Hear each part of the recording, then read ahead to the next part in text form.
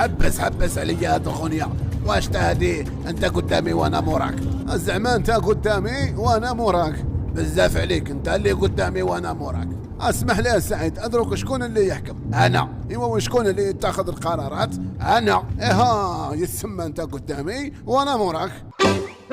ادرك عبد المجيد خممت مليح في هذه الغنية، عرفت باللي عندها بزاف نتاع المعاني. واش تا هما سعيد؟ اولا الغنية فيها زوج نتاع الناس، واحد القدام وواحد اللور. واه هذا اللي اللور هو اللي يغني انت قدامي وانا موراك. واه بصح الا كان هذا اللي القدام رجع اللور واللي اللور رجع القدام، اشكون اللي يغني؟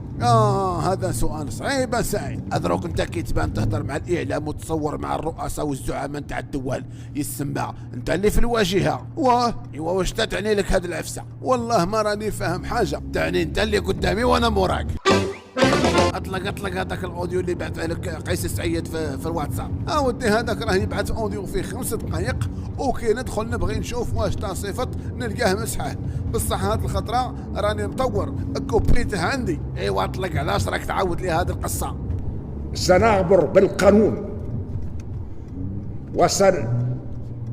وسنحارب الفساد والمفسدين ونفتح الآفاق واسعة لمن. واش تا قال دابا هذا عبد المجيد؟ ودي راه يخرخر، قال لك لازمنا نعطوه الصحراء الغربيه.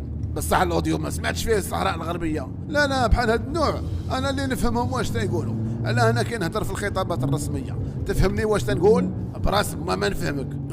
حيت كنت تشوف فيا تفهمني، علاش زعما انا ما نشوفش فيك؟ حيت انت قدامي وانا موراك. هدي